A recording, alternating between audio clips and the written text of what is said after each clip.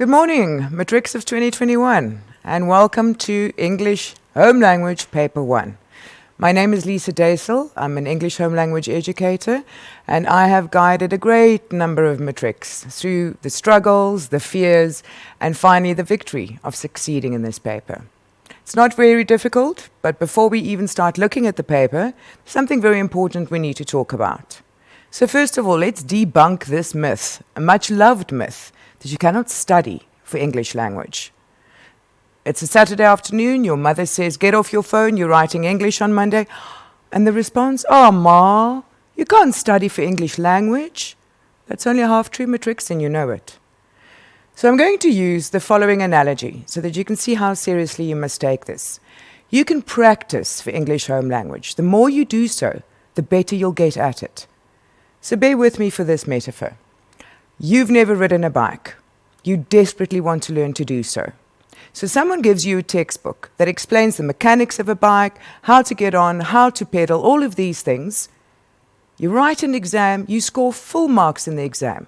You now know all the theory there is to know about riding a bicycle. All excited, you get on the bike. What happens? You fall.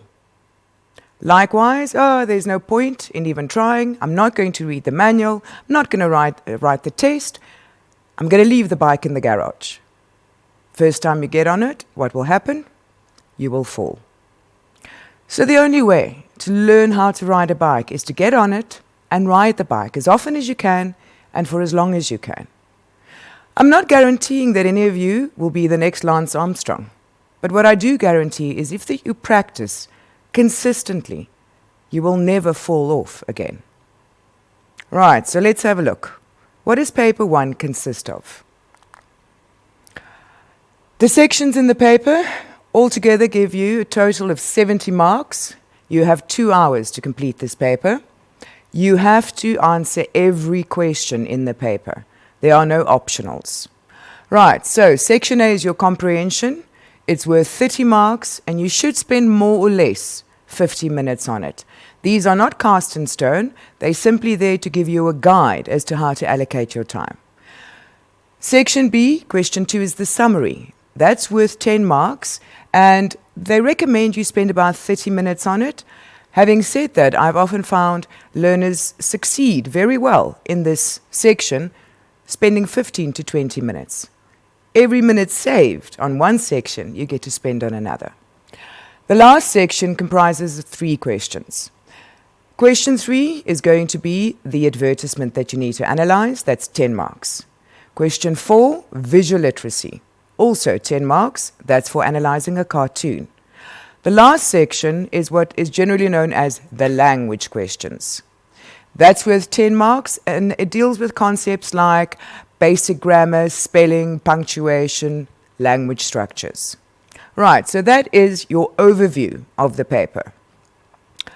Feedback from the Department of Education on both 2019 and 2020's final exams regarding the English Paper 1. They've said the following things. This is their findings. With a summary, learners did best, far and above. It is not difficult to get full marks for a summary because the instructions are clear and the recipe you follow is very basic. For that reason, I'd like us to start with section B, the summary. I'm going to take you through it because that's money in the bank. I also recommend then that when you write your final paper, to give you that boost of confidence before you tackle the more difficult things, start with your summary. As long as you label and write your questions clearly and number accordingly, it's not going to be a problem. Always start with what makes you feel most comfortable. It is your paper. It is your 2 hours. Right, so let's go there. All right, so the department found the biggest challenges concerning summaries is people don't follow the instructions. Therefore, they write irrelevant information, and then often they repeat themselves. It also happens sometimes that when the instruction says, as an example, summarize 7 ways in which we can save water on a daily basis. Some people take that personally, and they write from their own general knowledge 7 ways that we can save water. That is, of course, not the idea. You are supposed to read the passage and from that passage extract 7 key facts that link up with the instruction they give you. So, without further ado, let me show you. The instructions of the summary is your Bible. That is what you focus on most of all. They will almost never in a paper 1 ask you to summarize the entire passage. They will give you an instruction. They will say, read the following passage and from it summarize the 7 ways, again as an example, that we can save water on a daily basis. They will give you a word limit. And so this is what you do. You read through that passage very, very carefully with a highlighter or pen in your hand. And every time you get to a tip, a fact on how we can save water, you highlight it, you underline it, you make a tick, and then you move on to your next one. You don't stop looking until you have 7 facts from that summary. And then again, with every fact you check, am I adhering to that instruction? The next step, once you've highlighted all those facts, you do a rough draft. My rough draft is a point form. I simply write down in point form the 7 facts, but at this stage, I write it down in my own words. So, for example, let's say the first fact in the text says, it takes more water to run a bath than it does to take a shower. I'm going to rewrite that in my own words without changing the information. So I will say, it is better to take a shower than to take a bath. The words are different. The fact is still the same. And so you go on to the next one and the next one. You write each one down in your own words. Once you have your 7 facts written down in your own words, you go read it again. Check that everything is correct, that you have the facts that are actually in the text. Count your words. If the word limit is 90 words, then make sure you have 90 words. If you've run over, there's something in there that doesn't need to be. So take out examples. They want only the facts. Don't give them examples of the facts. Take out unnecessary adjectives or adverbs. You know how to do this. Once you've done that and you've got into 90 words, your planning is done. All that you have to do now, and this part is important, you rewrite those 7 facts as one fluent paragraph. This is very important, matrix. Do not write your final in point form. It must be, it looks the same as a paragraph would if you write an essay.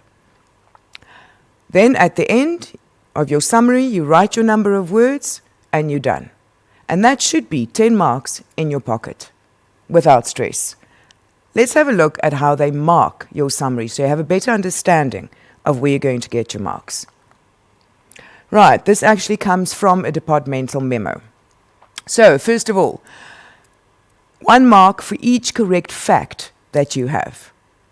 So, if you have 6 out of the 7 facts that you had to summarize, you get 6 marks, and then 3 marks for language. So they call it 3 language marks, but it's got nothing to do with language. That's just the term they use. So if you get 6 to 7 points correct in your summary, you get +3. There you go. 9 out of 10 or 10 out of 10.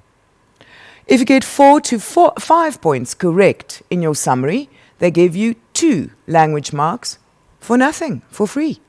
So then you have 7 or 6 out of 10. If you only have 1 to 3 correct facts in your summary, then you only get 1 mark plus. So that's how that situation works. But now be careful of the following. Do not copy and paste from the text onto your summary answer. That's the biggest mistake you can make, aside from not adhering to the instruction. So, do not use any direct quotes. Don't write it verbatim from the text onto your answer script. If you only do it once in your 7 facts, you lose 2 of your language marks. If you do it 6 to 7 times, you get no language marks. It's simply not worth it. Right. Then, of course, the markers have to count the number of words you've used. When a marker gets to 90, they draw a line. If you have not written all the necessary points and facts up until that point, we have to disregard everything else you wrote. And that, for the last time, brings us back to the most important thing, which is listen to the instruction given to you. Summarize only the 7 ways we can save water on a daily basis.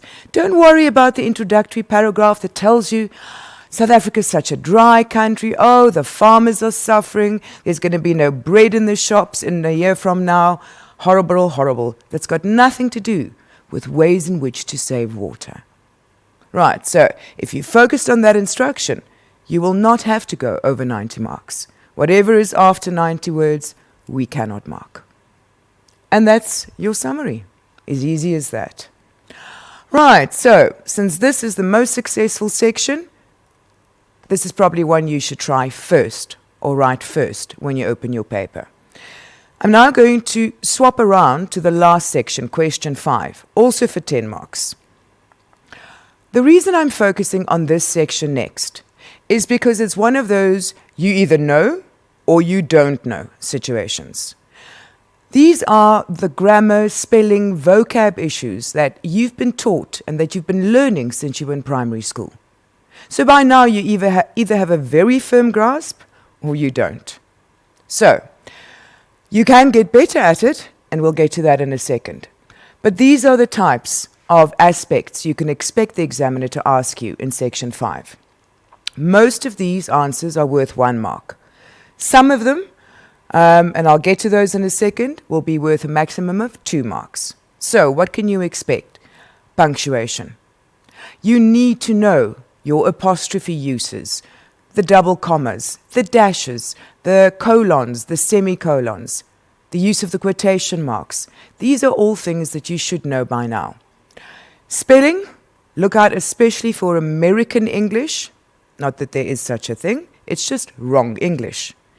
So they might ask you to identify a word in paragraph 3, that you should identify the spelling mistake and then correct the spelling mistake. Make sure you follow that instruction. Go look in paragraph 3. Look for that spelling mistake. First you write down the wrong spelling, and then next to that, your correction. That's how it should be done. Active and passive voice, direct and indirect, these are usually worth 2 marks because they're looking for the proper verbs and they're looking for time words. Concord is almost always asked. Then grammar errors, tautology, also redundancy, that can sometimes be worth 2 marks. Homophones, homonyms, synonyms, antonyms, parts of speech, these we know. You can do this in your sleep. The most important thing here is that you cannot simply look at the word they give you. I'll give you an example. They say look at the word negative in paragraph 4. Parts of speech. Rewrite this word in its noun form. So you have to go and look at how negative is used in that sentence. And then think to yourself, well, what would the noun then be? Oh, negativity. So always, always, always go find what they're asking in the passage and see how it's used there. You can't just guess. All right. Then ambiguity that you need to be able to explain. That will also often be worth 2 marks. Malapropisms. So you find they'll say in paragraph 2, identify and correct the malapropism. Then you have to write down the wrong word and next to it, the correction. The same with concord errors. They'll ask you to identify and correct the concord error. Then you use the snippet where the wrong verb is used. And next to it, you write the correct form of the verb. Right. And then lastly, phrases and clauses. They can ask you, identify whether this sentence in line 16 is a simple, compound, or complex sentence. Obviously, you have to go and look at how that sentence appears in the context and then decide what it is. Right. So the most important part here is that you make sure you use those words or check for those spellings, punctuations, grammar errors in the context of the passage. And secondly, if you are still struggling with this section of language, it is not too late. You work through past papers, especially focusing on the question 5s, because you'll see the same aspects are being tested over and over again. And you will be able to see, oh, the apostrophe's been misused, because the memo will show you what the correct answer is. Same with malapropism. If your knowledge and understanding of malapropism is a bit foggy, don't worry.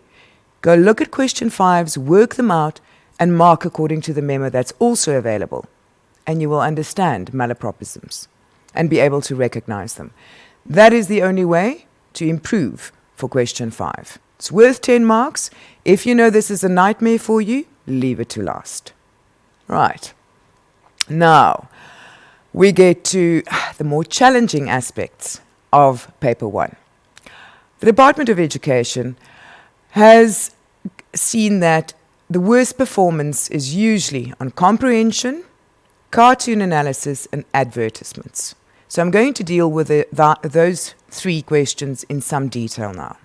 Right, let me find the right slide. Let's hold thumbs. Right, feedback from the Department of Education. The general challenges were as follows. It's the mark allocation most of the time. So you are going to listen to me hammering on and on the same thing. Mark allocation. Your mark allocation is your biggest clue. It's like a gift from the examiner, showing you how much detail you need, how much you need to write to get maximum amounts of marks. It will also sometimes lead you as to what they really want to know from your answer.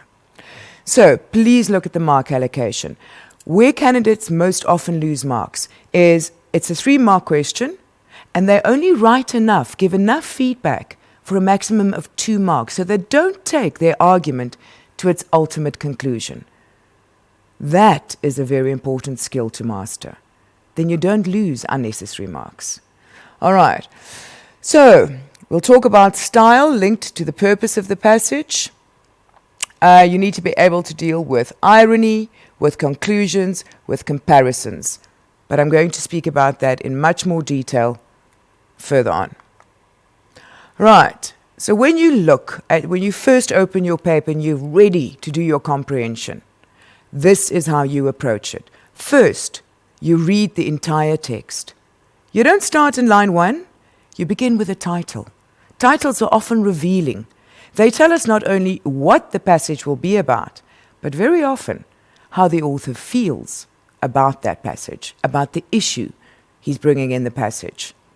So first you read your title. Then, only for an holistic overview for understanding, you read the rest of the passage. You see what it means. When you get to the end, you'll see there's a text B attached. And the text B will be a visual. Sometimes it's a graph, a pie chart, something logical. But most often, it's going to be a cartoon that in some way links to the issues brought forward in the comprehension passage. So these two go together, like rice and curry. The one is not good without the other. So, you'll read your text B carefully. Look at what the cartoonist is trying to say. Is it funny? What is the issue he's dealing with? What is his point of view on the issue? Once you've looked at that carefully, now for the first time, you go to the questions. It is important that you read the questions, all of them, first.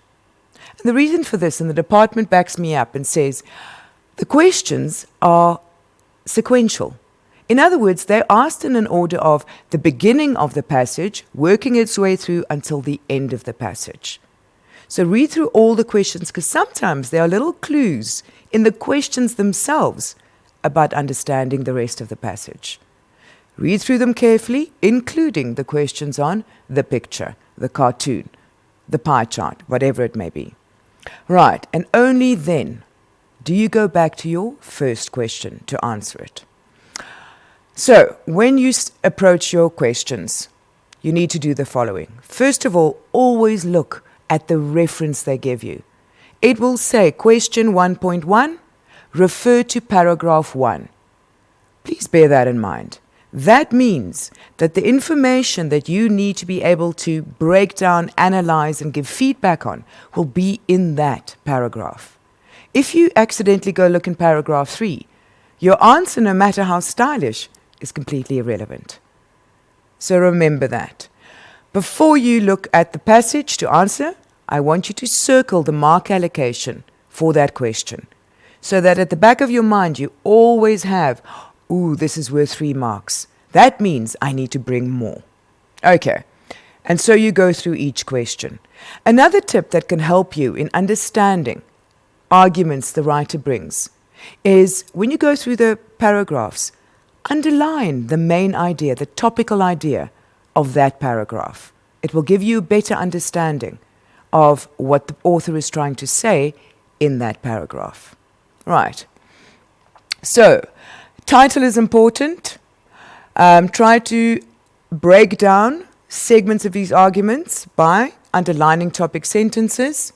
Look at the title. It is often a revelation of how the author feels about it.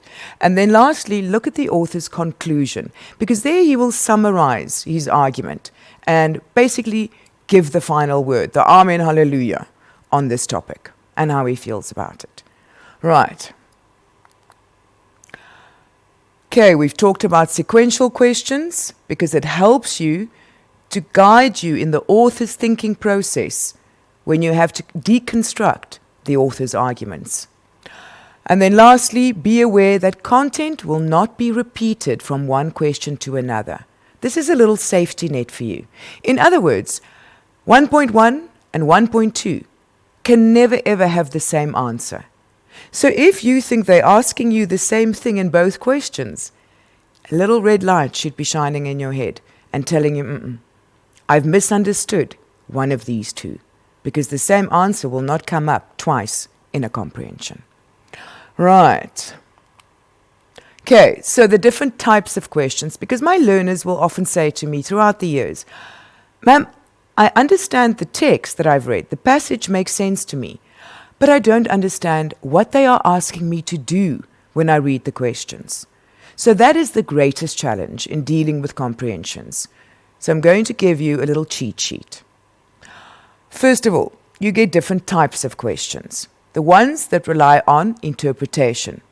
They are assessing, do you understand what the text is about? Do you understand how the author feels about the text and what point he's trying to make? Then you have your evaluation questions. Evaluate his arguments.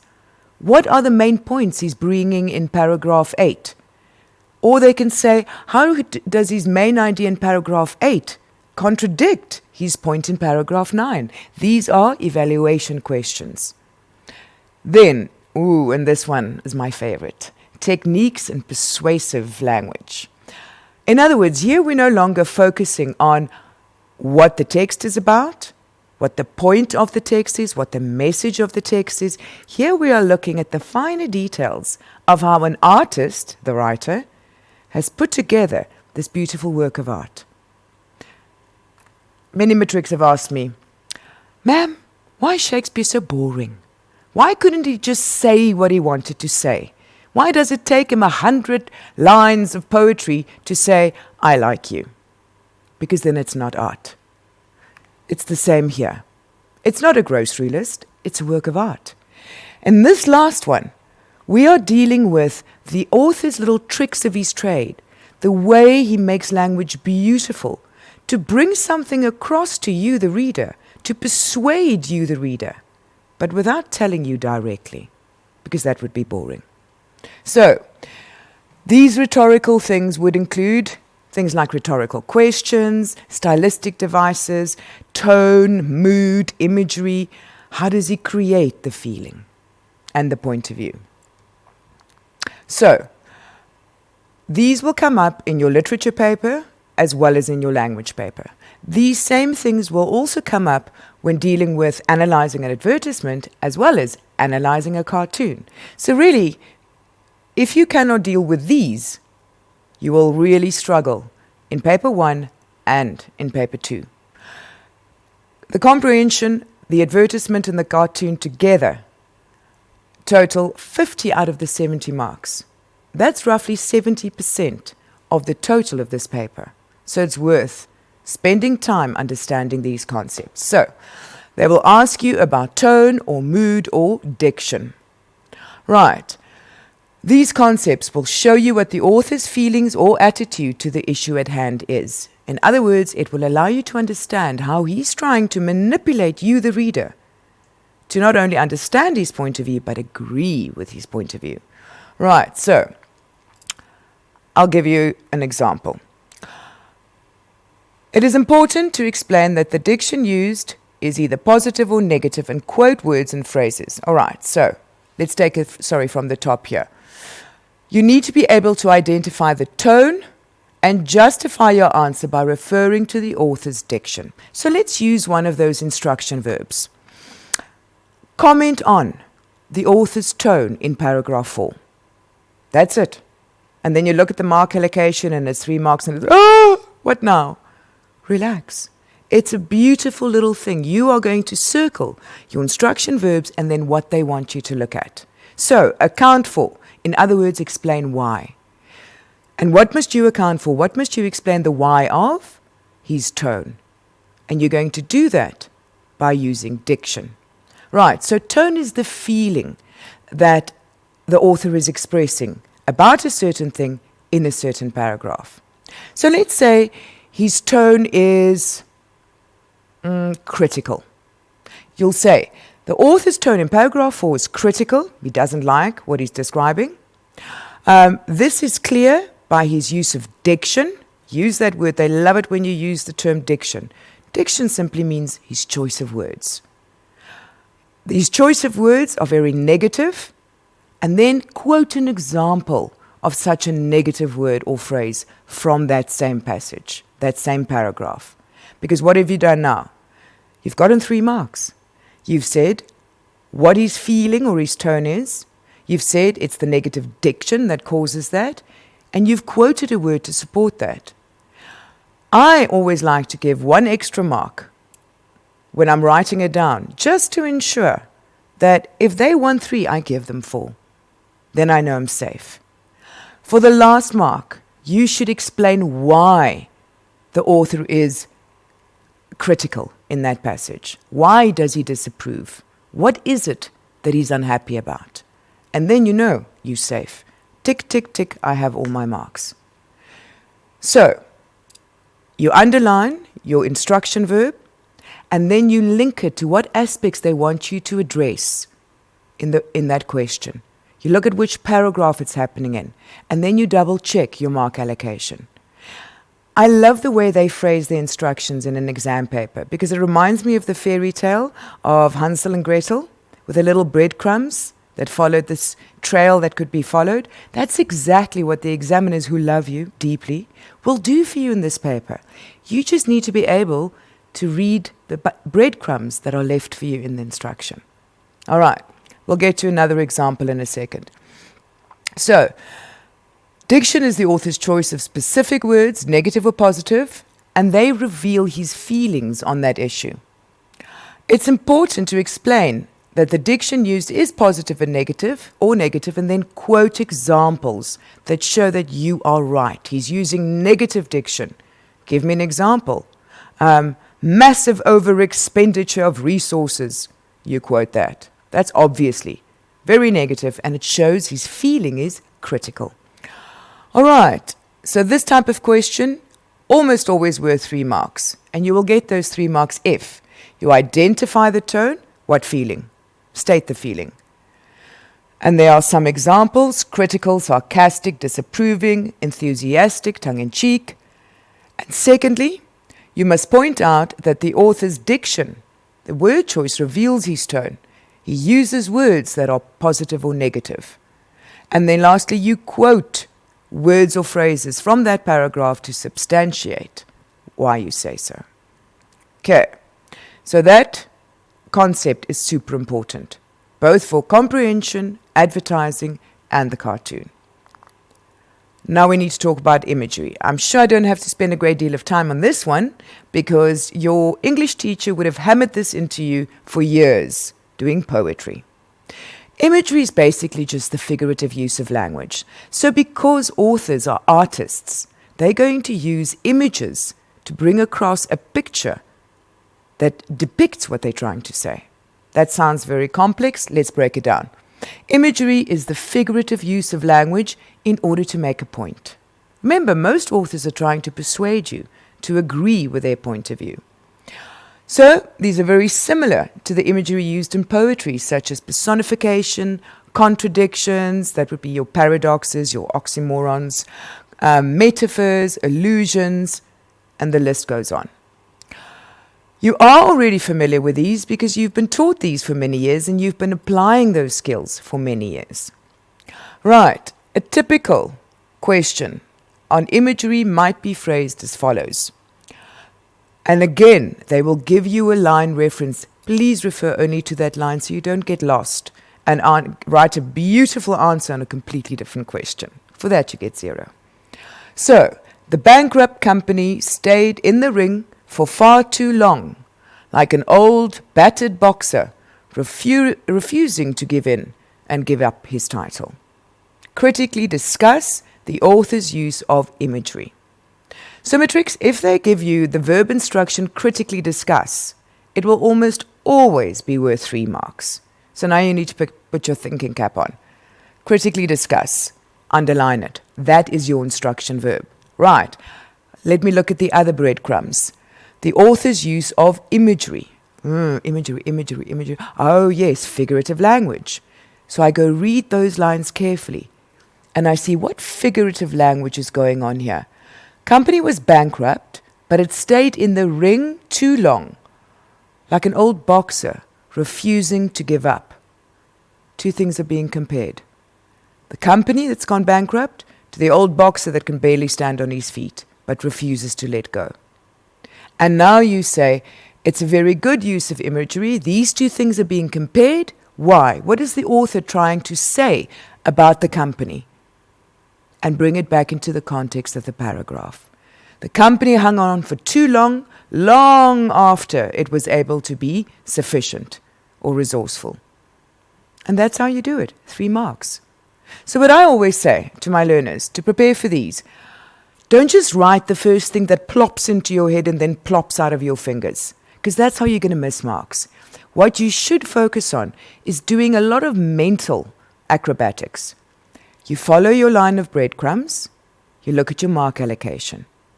You connect those dots. They want me to discuss the imagery and how it relates to this company. You connect the dots, you start thinking of an answer. How can I answer this? By making sure all those dots are connected. And you work out what you want to say. When it's clear in your head, count on your fingers right there in the exam venue. Who cares? God gave us 10. You'll need maximum 4. Count on your fingers how many marks you've just scored with the answer you have in your head. And then when you're happy that you've reached that limit, write your answer down. That'll also help you to stay focused and remain calm and not just start writing gibberish. All right, so that is a very important way. Now, so this is what we've already discussed. Analyze the wording of the question or the instruction in your comprehension. Identify what the verbs are that are being used. And then most importantly, look what these verbs refer to. In other words, it's going to say comment on something. Critically analyze something. What is the something? Circle it. Make sure you understand what they want from you. Circle, underline, formulate your responses. Take note of the mark allocation. Judge whether your potential response is worthy of the mark allocation. And if you realize you're a mark short somewhere, review your response and adjust. Then, double check that your response is not just taken from the passage and written down. You will get 0 marks for that. So even if they ask you to summarize the 2 main ideas in paragraph 8, you still need to show your comprehension of it and write it in your own words. All right. And then when they do ask you to quote, or you're quoting diction to prove your answer, please remember to use quotation marks. Okay. So, visual literacy. Oh yes. Before we get to visual literacy, it's not on the PowerPoint, but it's something very important. You will see that after you've answered all the questions in the comprehension under the heading Questions on Text A, that's going to be the passage, then you still need to tackle Text B. that cartoon, that pie chart, that statistical graph. There will be questions based only on text B. Now, I can almost guarantee that this is going to be a cartoon of some kind, and that this cartoon will in some way relate to both the topic of the passage as well as the attitude displayed by the author in that passage about that issue. Right. So, text B's questions will deal with text B only. But there will be a 3-mark question there that will ask you to be able to understand all of text B. What point is the author making? What attitude is he displaying? And how does he bring that point across to the audience? So really it's going to be a lot like dealing with cartoon analysis. Then your final question for section A is going to be a comparison between text A and text B. The question will be whether or not you think, or do you think, text A is supported by text B when referring to human communication with social media. I'm using that as an example. So now you look carefully. Does the cartoon have the same attitude towards social media and how it hampers human communication as does text A? Oh yes, clearly. The author of text A was furious about how people can no longer speak to each other face to face because they're WhatsApping people who are not in the room. That is a big, important issue for the author in text A. And now you see a cartoon that makes a joke of that same situation. So here's how you analyze that question. Formulate your response. Yes, these two do support each other. So begin with yes. You get no mark for it, but it alerts the marker to the fact that your argument will be yes, they support each other. Then you explain why. So you focus on what these two have in common. Both text A and text B take a critical view, for example, to social media and how it impacts on face-to-face human interaction. You make that statement. And then you say, in text A, you must say it, because they're looking for it. In text A, the author is very critical of the fact that teenagers in particular can no longer talk to each other because they'd rather be in front of a screen. And then you quote something or you refer to something specific in text A. Anything you like that fits what you've just said. You can say, for example, in paragraph 3, the author states that, and quote him directly, where he says something that's really sarcastic or something that's very bitter or disapproving. Quote that, because that's your evidence that what you've just said about the author's feelings is in fact correct. Now you have 2 marks. Now you repeat that same process for text B, the visual. You'll say text B supports the attitude of the author on the issue in text B because, and then you say, the cartoonist is mocking young people who can no longer interact with each other face to face because they've become addicted to social media. You've made your statement because that is the point the cartoon is trying to make, right? And then you get specific about text B as well. Say something like, it is clear from the misunderstanding between the 2 characters in frame 3 that the cartoonist is poking fun at people's inability to connect to one another. And you're done. 4 marks. 2 for text A, 2 for text B, and you've put it all together like that. So you're dealing with pieces of a puzzle. Take your time. Say yes, they agree on this way, and then delve into text A, specifics, and then delve into text B, specifics, and you have your 4 marks. Do not let that question intimidate you. Okay, so let's have a look at something that's very similar. Visual literacy. All right, here's the feedback from the Department of Education. They said, analyzing advertisements are often problematic for candidates. I'll spare you the suspense. They say exactly the same thing about cartoon analysis, that it's challenging for candidates. But that's simply because candidates get overwhelmed and are not sure how to process the questions they are being asked. What does this question want from me? How do I break it down in chewable chunks so that I can spit out something that's going to get me the optimum marks? Here are some of the tips to ensure that you are able to perform at your best. You must understand the jargon of advertising, such as logo, slogan, images, and so forth. Because the two most important parts, how they work together with visual literacy, is you will have a picture and you will have words. And then somehow the words and the pictures have to work together to form one message, to persuade one target audience. So, pictures, words. But don't even worry about the pictures and the words before you have determined for yourself. Most important thing, take a breath. Most important thing. Who is the target audience for this product?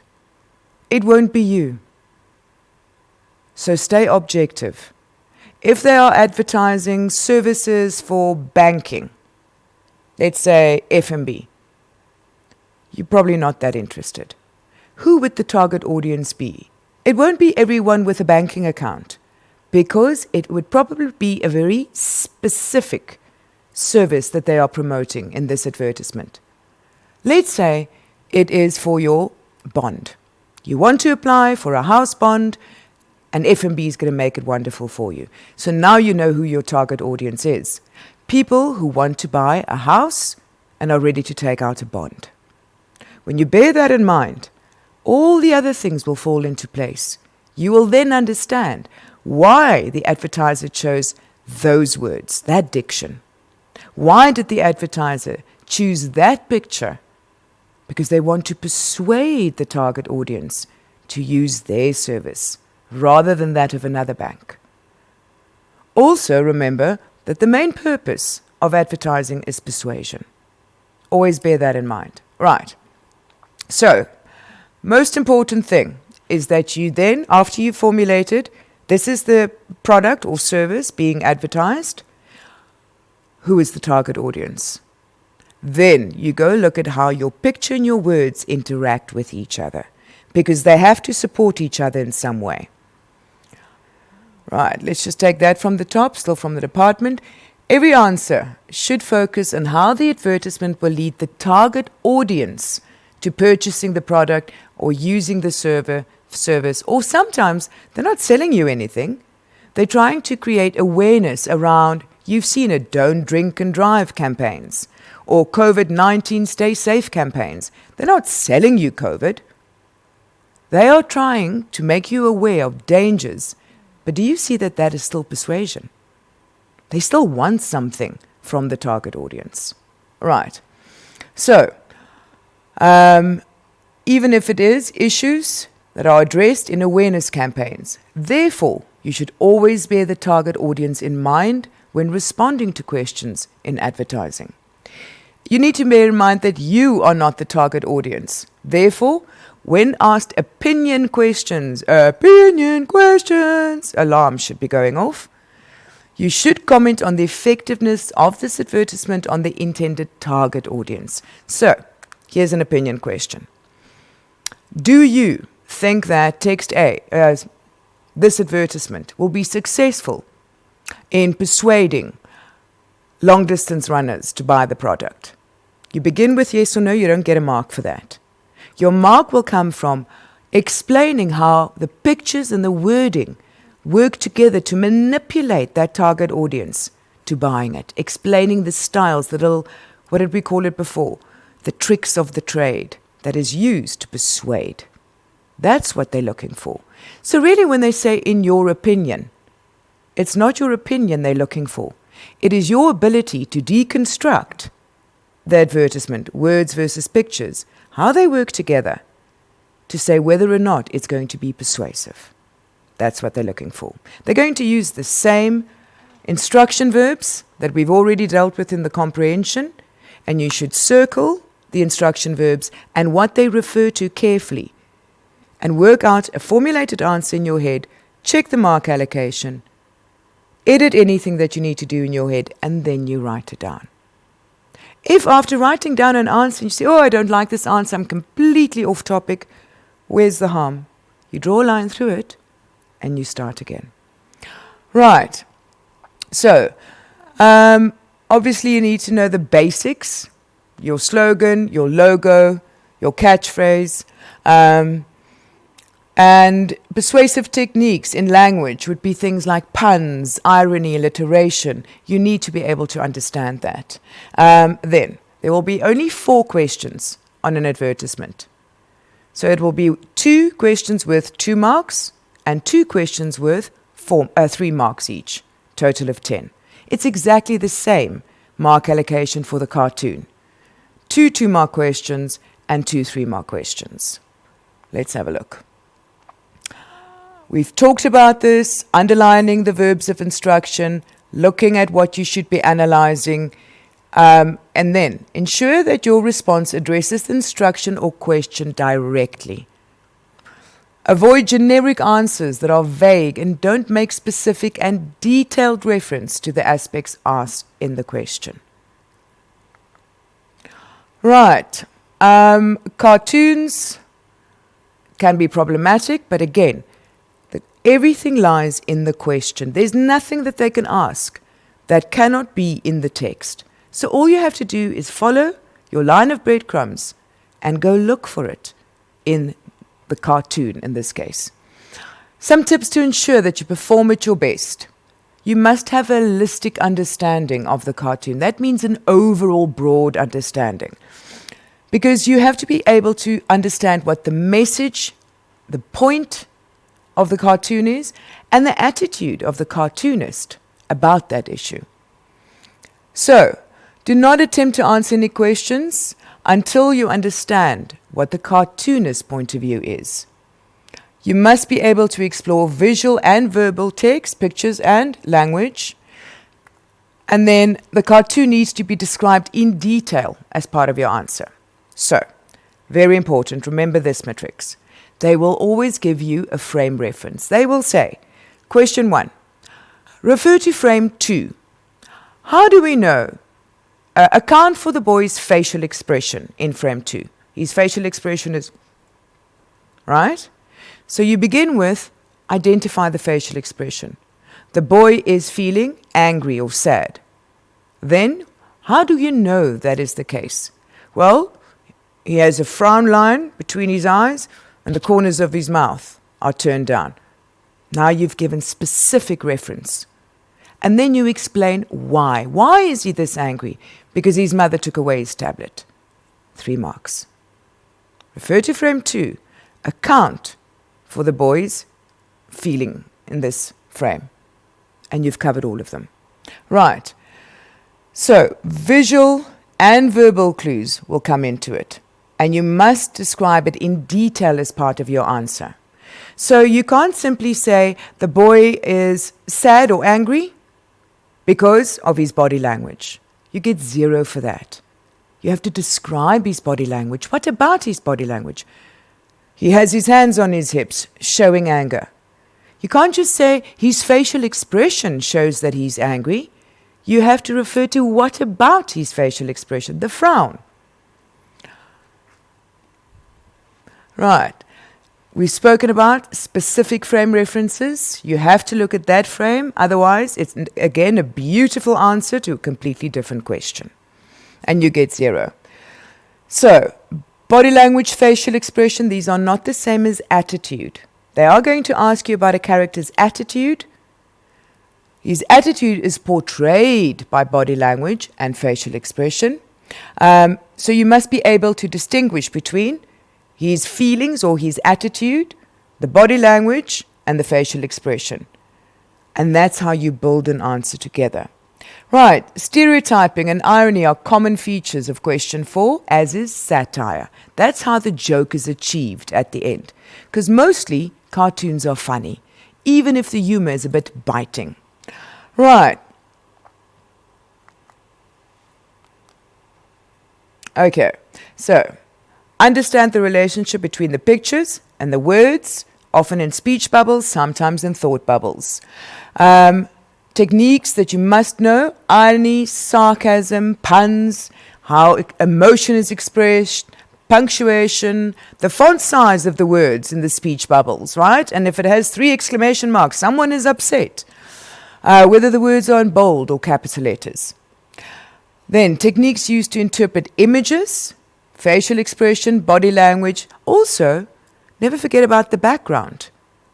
Props in the background can tell you, oh, this is a classroom. The little kids sitting around, it's a primary school.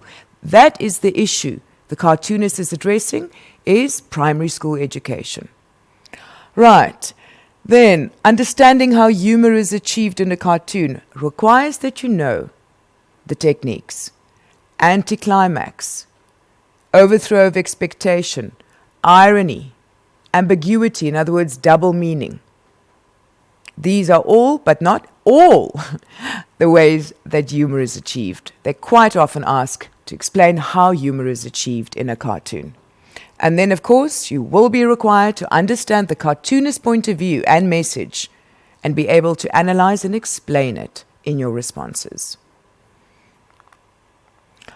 All right, so now we come to the most important part, how to prepare for this paper. Paper 1 must be practiced, and not just once, but regularly, consistently.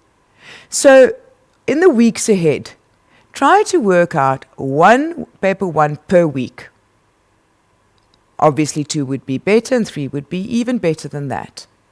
But you have to try to simulate exam conditions as exactly as you can. In other words, sit in a chair, at a desk, with good lighting. Make sure you will not be disturbed for 2 full hours. Have your stationery ready. And start. Go through these tips I've given you about underlining, highlighting. Use that question paper to make your notes. It is yours. Following all those steps, answer as though you are writing your final exam. And then, once you've finished, you must finish within time constraints. Once those 2 hours are up, you have to put your pen down. You are done. Then you take a long break, half an hour to an hour. You come back and you sit down with a memo, which you can also find online. Sit down with a memo for that and assess your responses. Oh, I was on the right track here. But I didn't go all the way. I knew I should have said that other thing because I missed out on the 3rd mark. Therefore, next time I won't do that. Or, look at this question. Oh, I lost all my marks. I see now that I look at the memo answer. I completely misunderstood what the question was asking of me. Or I had a firm grasp on what I had to do for 1.5, but I forgot that when I'm dealing with tone, I have to look at diction and quote an example. Make a note of that on your answer sheet, and you'll remember not to do that again. And so you assess all your work right up until the very last question, end of question 5. You total all your marks up, and you see what you would have gotten. Next week, you repeat the practice. The same thing all over again, within time constraints, under exam conditions. No music, no phones. And that's the best way to do it. It's important, of course, that you know the jargon of English, but as you practice, you'll get that. Mark allocation is your guide. It is your key to the kingdom. Always look at your mark allocation. And then, of course, focus of preparation for paper 1 is always practice. The day before you write paper 1, please relax. Study for a different subject. Read a book. That's ideal. Read a book, an English book, with no pictures. Read a book, relax, spend time outside, refresh yourself. You have, if you've put in the work over the next few weeks, you will have no need to sit down and do language. Because it's all in here and in here. There's no content to study. And you've done the work. Go to bed early, have a restful sleep, get up early in the morning, meditate, drink your coffee, and be positive. Because all the prep work has already been done. And you can do really, really well. Right. Matrix, I wish you all of the best. Remember, start with the sections you're most comfortable with and leave question 5 to last, because it's going to take you the shortest amount of time and it's fastest to get through, and it's only 10 marks. Enjoy and remain focused in the exam. Good luck.